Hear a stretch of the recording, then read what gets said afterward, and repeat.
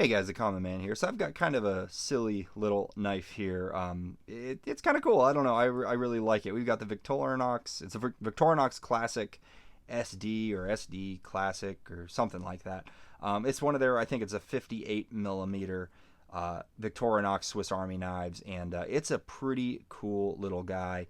And actually, it is so small. We should probably zoom in there a little bit because yeah, it's very very small.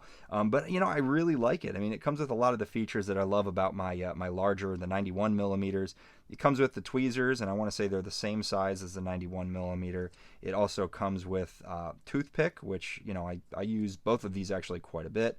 It comes with scissors, which are actually quite useful. They will trim fingernails, threads, paper, whatever you need. It also comes with a nail file, a flathead, and then also this really goofy little knife blade. And I will tell you, this thing, I've actually got a razor edge on that, and it does pretty well. I'm going to pull back just a little bit. Sorry, there you go. It does quite well. I mean, it's still a very functional knife. I've stropped it up, like I said, very, very sharp. And I believe it's the same blade steel as the larger versions of the Victorinox knives. But yeah, it's just a cool little companion if you want to have a backup blade or a couple of these little tools or functions in your pocket and not take up too much space. And then I threw this little lanyard on it just to help get it out of the pocket a little bit easier. But the reason I wanted to shoot a video was not necessarily my review of this knife, because there's not a whole lot to talk about here. We've kind of talked about everything there is to about these Victorinox knives.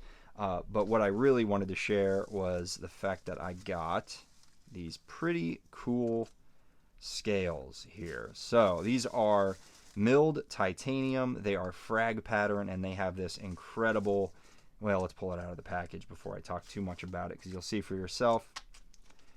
These have this very, very cool kind of alien sort of anodizing going on there. You can see very unique, lots of stuff going on there in that anodizing. I'm not sure how well the camera is picking it up, but it's pretty cool. It's got some like blues, some purples. Yeah, just very interesting. So I got this from metonboss.com. You can go ahead and take a screenshot of that. Really, really great company, great guy. I've gotten quite a few different things from him, and it's just such good quality stuff. I particularly got these because it's not cheap. If you're going to buy these straight up from his website, they're not cheap. However, if you're a member of his Facebook page, he does auctions, and a lot of the times you can score stuff like this for quite a hefty discount. So that's what I did here, and yeah, I think what we're going to do is we are going to go ahead and try to put these things on this knife, and hopefully it goes relatively smooth. It's a pretty simple process. We're also going to try to do it all with my Leatherman arc. So let's see what we can do here. So first off, what we have to do is we got to pry these scales off, and it's a pretty simple process there. We'll take the tools out. So I think that these should only go one way. It probably doesn't matter which side is which, I don't think. Yeah, let's just go ahead and set those off to the side. And then I'm going to pull the camera back one more time just to give me a little bit more room to work with. Perfect. It's kind of right up in my workspace. But this is probably not the best way to do it, but what I'm going to try to do is take a knife and just get between. It's got to be pretty fine, and I don't want to cut myself. You know what? I got a better idea. Let's go ahead right up in there. So what I'm doing is I'm kind of just jamming that in between the plastic and the metal, and then you'll feel it kind of pop out of place. Yeah, using a knife is probably not the best option, but it is working.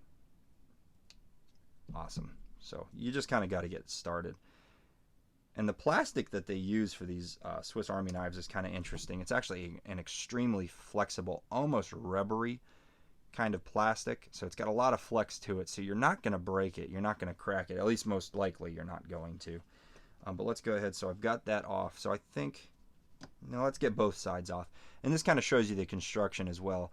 All of these Victorinox knives are all pinned together with these, I think they're brass pins, and then they've just got these stainless steel liners, and then these are also the separators as well. They use the same I believe they use the same material, the same style, to separate the different tools in the thicker versions of Swiss Army knives.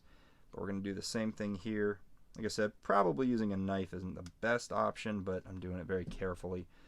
So you just get that popped open, and then you just separate it, and we're gonna slip this down to the other end as well, and just give it a slight twist, and there we go.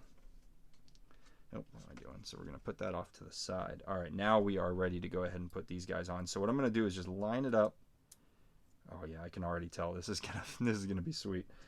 All right, so we're just line them right up there, and then the best way to do it is basically you just need to press them together. So what I'm going to do is I'm going to set it right down on my table. This is wood that's underneath this vinyl layer, so I'm not too worried about hitting against it. And I'll tell you what, just to prevent any damage to the vinyl, this is my strop pad, but it's got a piece of wood under it. We're going to throw it on top of that. And then let's go ahead and just lay a cloth, and we're just going to give it a couple of whacks.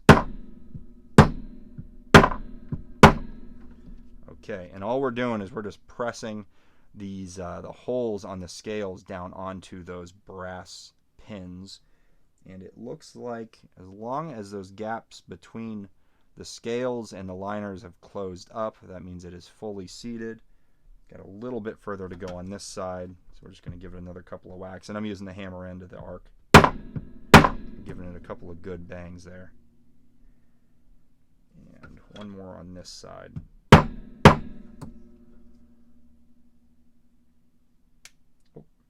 there we go. Pop down on. That's kind of weird that well, it's on there. It jumped off when I was hitting this side. It jumped off of this side here, but it popped right back on, and it seems pretty solid. So that's that. And then let's go ahead and see if the tweezers and the toothpick fit. And yep, and it holds in pretty well. Let's try it on the other side. Maybe it holds in a little better. Yeah, pretty good. It's not coming out, that's for sure. And then the tweezer or the toothpick on here, nice and tight. Yeah, so the tweezers, oh boy, you really got to dig for those tweezers, but that's not such a bad thing. I'm wondering if it's going to change on the other end. Just put it back on that side. You really got to kind of dig with your nail to get those tweezers out. But again, that's probably not a terrible thing. We're actually going to, the retention, oh no. There you go. Put that one there. That's easy to get out. The retention on this side seems a little bit better for the tweezers, so we're going to keep it on there. But anyway, that's that. I mean, that's pretty simple. It's about as simple as a scale replacement goes.